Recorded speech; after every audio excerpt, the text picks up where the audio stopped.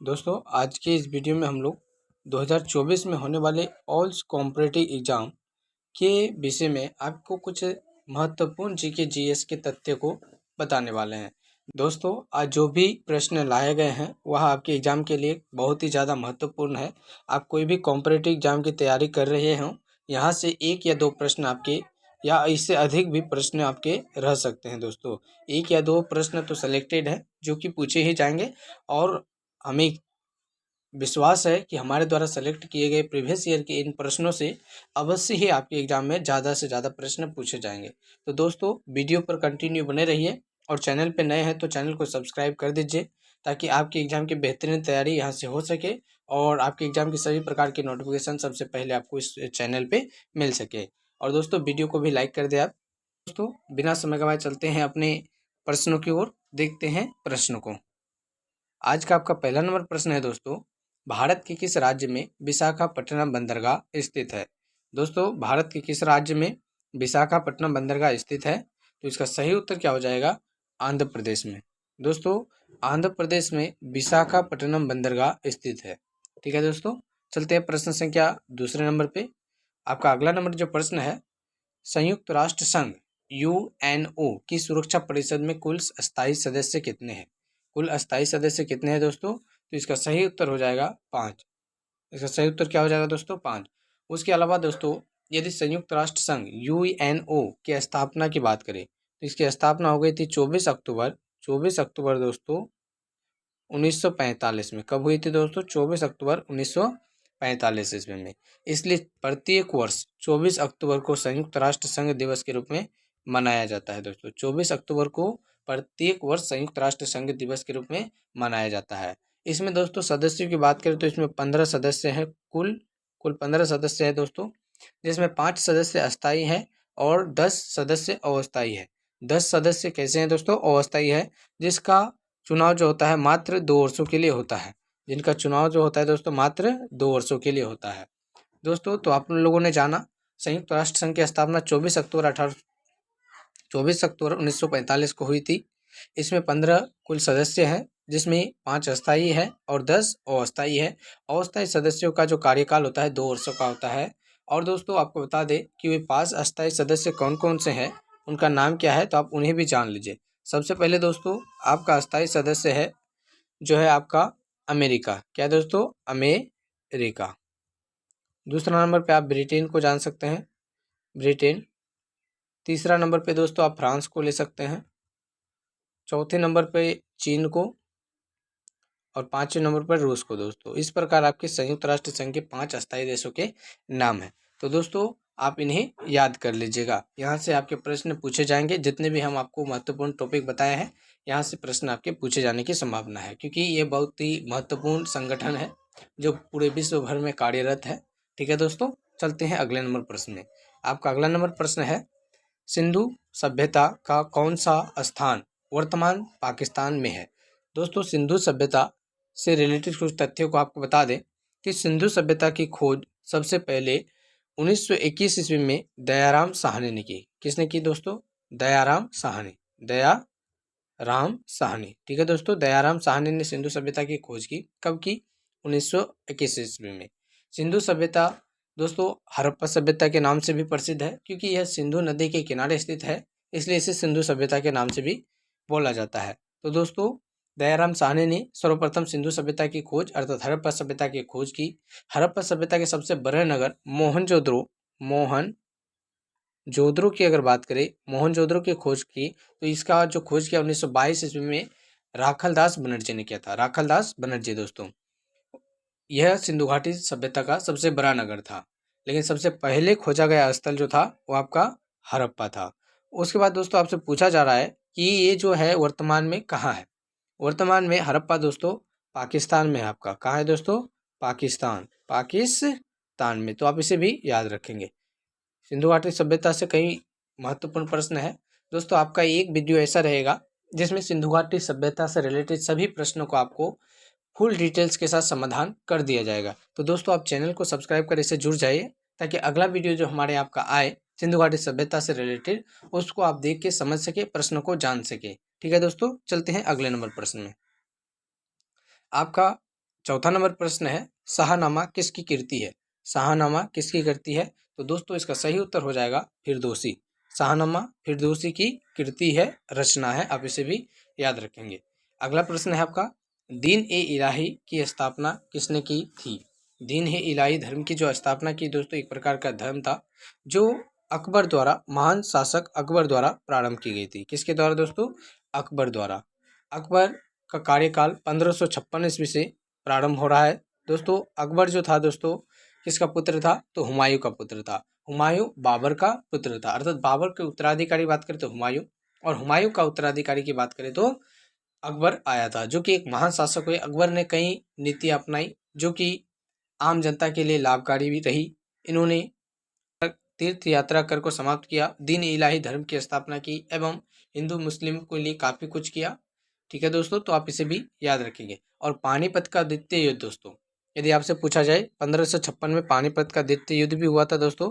1556 ईस्वी में पानीपत का द्वितीय युद्ध भी हुआ था, तो आप इसे भी याद रखेंगे। पानीपत का द्वितीय युद्ध 1556 ईस्वी में अकबर और हेमू के बीच हुआ था। अकबर और हेमू के बीच हुआ था, आप इसे भी याद रखेंगे।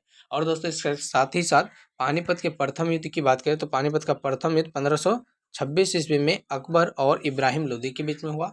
पानीपत का दूसरा युद्ध 1556 ईस्वी में 1556 ईस्वी में अकबर और हेमू के बीच में हुआ था। और पानीपत का तीसरा युद्ध 1761 ईस्वी में हुआ। पानीपत का तीसरा युद्ध दोस्तों 1761 ईस्वी में हुआ, आप इसे भी याद रखेंगे। इस प्रकार आप तथ्यों को ध्यान में रखेंगे तो आपके प्रश्न नहीं छूटे जाएंगे। दोस्तों आज के कॉम्पिटिटिव एग्जाम्स के ज़माने में आपके प्रश्न कहीं से भी पूछ लिए जाते हैं, तो आप ऐसे अगर प्रश्नों को याद रखेंगे, उससे रिलेटेड भी प्रश्नों को याद रखेंगे, तो आपके एग्जाम में प्रश्न नहीं छूटेंगे। ठीक है दोस्तों, चलते हैं। दोस्तों आपका प्रश्न संख्या 6 है, किस धर्म के लोग बैसाखी त्योहार मनाते हैं? किस धर्म के लोग बैसाखी त्योहार मनाते हैं? तो इसका सही उत्तर हो जाएगा दोस्तों सिख धर्म के लोग। सिख धर्म के लोग बैसाखी त्योहार मनाते हैं। यह दोस्तों काफ़ी बार पूछा गया प्रश्न है, इसलिए आप इस प्रश्न को डबल स्टार कर लीजिए। यह प्रश्न एग्जाम की दृष्टि से महत्वपूर्ण है। ठीक है, चलते हैं अगले नंबर प्रश्न में। आपका अगला नंबर प्रश्न है, अनुच्छेद 370 भारत के किस राज्य में लागू हुआ है? अनुच्छेद 370 दोस्तों अभी वर्तमान समय में इसे हटा दिया गया है, लेकिन पूछा अभी भी प्रश्न जाता है, क्योंकि यह जो था लागू जम्मू कश्मीर राज्य में था, जो काफ़ी विवादों में घिरा रहता था। दोस्तों 370 रहने के कारण जम्मू कश्मीर राज्य काफ़ी विवादों से घिरा रहता, हमेशा कुछ ना कुछ वहाँ पे घटना होती रहती थी। परंतु वर्तमान समय 370 जो अनुच्छेद है, भारतीय संविधान का अनुच्छेद 370, इसे समाप्त कर दिया गया है, बर्खास्त कर दिया गया है, बर्खास्त कर दिया गया है। ठीक है दोस्तों, उसके बाद प्रश्न संख्या 8 है आपका, महाराष्ट्र के नासिक से कौन सी नदी निकलती है? महाराष्ट्र के नासिक से कौन सी नदी निकलती है? तो इसका सही उत्तर हो जाएगा आपका गोदावरी नदी। महाराष्ट्र के नासिक से दोस्तों गोदावरी नदी निकलती है, आप इसे भी याद रखेंगे। चलते हैं अगले नंबर प्रश्न में। आपका अगला नंबर प्रश्न है, किस नदी पर भागरा नांगल बांध स्थित है? दोस्तों भागरा नांगल बांध की बात करें तो यह है आपका सतलज नदी पर। भागरा नांगल बांध कहाँ है दोस्तों? सतलज नदी पर, आप इसे भी याद रखेंगे। ठीक है दोस्तों, चलते हैं उसके बाद प्रश्न संख्या 10 की ओर। आपका प्रश्न संख्या 10 है, किस दिन शिक्षक दिवस मनाया जाता है? शिक्षक दिवस दोस्तों किस दिन मनाया जाता है? तो इसका सही उत्तर हो जाएगा आपको 5 सितंबर। 5 सितंबर को शिक्षक दिवस मनाया जाता है। क्यों मनाया जाता है दोस्तों? तो क्योंकि हमारे देश के प्रथम उपराष्ट्रपति कैसे उपराष्ट्रपति दोस्तों? प्रथम उपराष्ट्रपति। ठीक है दोस्तों, प्रथम उपराष्ट्रपति, हमारे देश के जो प्रथम उपराष्ट्रपति थे डॉक्टर सर्वपल्ली राधाकृष्णन। डॉक्टर सर्वपल्ली राधाकृष्णन का जन्म दिवस के अवसर पर प्रत्येक वर्ष 5 सितंबर को शिक्षक दिवस के रूप में मनाया जाता है। प्रथम उपराष्ट्रपति कौन थे दोस्तों? डॉक्टर सर्वपल्ली राधाकृष्णन, जिनके जन्म दिवस के शुभ अवसर पर प्रत्येक वर्ष शिक्षक दिवस के रूप में मनाया जाता है। तो दोस्तों आप इतने प्रश्नों को याद रखेंगे। उसके बाद आपका अगला नंबर प्रश्न है, कौन सी नदी प्रायद्वीपीय पठार से नहीं निकलती है? कौन सी नदी प्रायद्वीपीय पठार से नहीं निकलती है? तो इसका सही उत्तर हो जाएगा आपका यमुना नदी। इसके अलावा दोस्तों आप ये भी याद रखेंगे कि भारत की सबसे लंबी नदी कौन सी है? भारत की सबसे लंबी नदी कौन सी नदी है दोस्तों? भारत की सबसे लंबी नदी कौन सी है? यदि आपको पता है तो वीडियो को पॉज करके इसका जवाब कमेंट बॉक्स में ज़रूर देंगे आप, ताकि आप कमेंट भी करते रहिए और अपनी हमारी जो आपके द्वारा बनाया गया वीडियो है इसके अच्छाई और बुराई के बारे में बताएं। दोस्तों यदि वीडियो में आपको कुछ भी त्रुटि नज़र आ रही है तो आप उसे कमेंट के माध्यम से ज़रूर कहेंगे, ताकि हम अगले वीडियो में से सुधार सके और आपकी जो भी राय होगी उसे अपने टिप्पणी में शामिल जरूर करेंगे दोस्तों, ताकि हम बेहतरीन से बेहतरीन कंटेंट आपके लिए ला सकें। तो दोस्तों भारत की सबसे लंबी नदी की अगर बात किया जाए तो भारत की सबसे लंबी नदी हो जाएगी आपकी गंगा। भारत की सबसे लंबी नदी दोस्तों गंगा नदी है और भारत की राष्ट्रीय नदी भी गंगा नदी है। इसकी लंबाई 2525 किलोमीटर, कितने किलोमीटर दोस्तों? 2525 किलोमीटर। उसके अलावा दोस्तों यदि भारत की सबसे चौड़ी नदी की बात किया जाए आपसे, भारत की सबसे चौड़ी नदी, तो यह हो जाएगा ब्रह्मपुत्र। कौन सा नदी दोस्तों? ब्रह्मपुत्र नदी भारत की सबसे चौड़ी नदी हो जाएगी। उसके अलावा आपका अगला नंबर प्रश्न है, रेशम के कीड़े का भोज्य पदार्थ क्या है? रेशम के कीड़े का भोज्य पदार्थ क्या है? इसका सही उत्तर हो जाएगा शहतूत की पत्ती। शहतूत की पत्ती इसका बिल्कुल सही उत्तर हो जाएगा। प्रश्न संख्या 13 है आपका, स्वतंत्र भारत के प्रथम भारतीय गवर्नर जनरल कौन थे? स्वतंत्र भारत के प्रथम भारतीय गवर्नर जनरल कौन थे? दोस्तों यदि स्वतंत्र भारत के प्रथम भारतीय गवर्नर जनरल की बात किया जाए तो इसका सही उत्तर हो जाएगा आपका सी राजगोपालाचारी। सी राजगोपालाचारी इसका बिल्कुल सही उत्तर हो जाएगा दोस्तों। सी राजगोपालाचारी भारत के प्रथम भारतीय एवं अंतिम गवर्नर जनरल थे दोस्तों, क्योंकि इसके बाद हम लोग का भारत में जो है लोकतांत्रिक शासन व्यवस्था स्थापित हुई और निर्वाचन पद्धति से पद का निर्णय होने लगा। दोस्तों अंग्रेज चल गए, अपने देश लौट गए और हम लोग अपना संविधान के अनुसार कार्य आरंभ कर दिए। ठीक है दोस्तों, तो ये प्रथम भारतीय और अंतिम गवर्नर जनरल थे। ठीक है दोस्तों, सी राजगोपालाचारी। उसके बाद दोस्तों आपका अगला नंबर प्रश्न है, प्रार्थना समाज की स्थापना किसने की थी? प्रार्थना समाज की स्थापना किसने की थी? तो इसका सही उत्तर हो जाएगा आत्मरंगा पांडुरंग। आत्मरंगा पांडुरंग इसका सही उत्तर हो जाएगा प्रार्थना समाज के संस्थापक के रूप में। उसके बाद दोस्तों आपका 15वां नंबर प्रश्न है, कौन सी हवाएं मानसून हवाएं होती है? कौन सी हवाएं मानसून हवाएं होती है? तो दोस्तों इसका सही उत्तर हो जाएगा आपका वर्षा ऋतु की हवाएं। वर्षा ऋतु की जो हवाएं है मानसून हवाएं होती है। वर्षा ऋतु की जो हवाएं दोस्तों मानसून हवाएं होती है, आप इसे भी याद रखेंगे। ठीक है दोस्तों, प्रश्न संख्या 16 है आपका। प्रश्न संख्या 16 है आपका, कौन फिल्म गांधी में गांधी जी की भूमिका निभाने वाले कलाकार थे? दोस्तों कौन फिल्म थी वैसे? तो बेन किंग्सले जो थे गांधी जी की भूमिका निभाने वाले कलाकार थे। उसके बाद दोस्तों आपका अगला नंबर प्रश्न है, ग्रैंड ट्रंक रोड का निर्माण किस शासक ने कराया था? ग्रैंड ट्रंक रोड का निर्माण दोस्तों शेरशाह सूरी ने करवाया था। किस शासक ने कराया था दोस्तों? शेरशाह सूरी ने। जीटी रोड की निर्माण शेरशाह सूरी ने करवाई थी। दोस्तों शेरशाह सूरी वंश का जो था संस्थापक था और यह हुमायूं को पराजित करके शासक बना था। ठीक है दोस्तों, उसके बाद आपका अगला नंबर प्रश्न है, प्रश्न संख्या 18, ए मेरे वतन के लोगों देशभक्ति गीत किसने लिखा था? ये मेरे वतन के लोगों देशभक्ति गीत किसने लिखा था? तो दोस्तों इसका सही उत्तर हो जाएगा आपको प्रदीप। कवि प्रदीप ने ये मेरे वतन के लोगों जो है कवि ये देशभक्ति गीत दोस्तों लिखा था, कवि प्रदीप। और इसको गाया किसने था दोस्तों? तो लता मंगेशकर ने, जिसे भारत की स्वर कोकिला भी कहा जाता है दोस्तों। भारत की स्वर कोकिला किसे कहा जाता है? लता मंगेशकर को, जिसने इस देशभक्ति गीत को गाया है। और लिखने वाले महाशय का जो नाम है कवि प्रदीप है। ठीक है दोस्तों, उसके बाद प्रश्न संख्या 19 की ओर देखें तो इसमें है, किसके कारण वायु का दबाव होता है? किसके कारण होता है? तो इसका सही उत्तर है दोस्तों घनत्व के कारण। किसके कारण? घनत्व के कारण। ठीक है, चलते हैं प्रश्न संख्या 20 की ओर। आपका प्रश्न संख्या 20 है, वायुमंडलीय दाब किससे मापा जाता है? तो दोस्तों बैरोमीटर से। वायुमंडल के दाब को दोस्तों बैरोमीटर के माध्यम से मापा जाता है। किससे मापा जाता है दोस्तों? बैरोमीटर से मापा जाता है।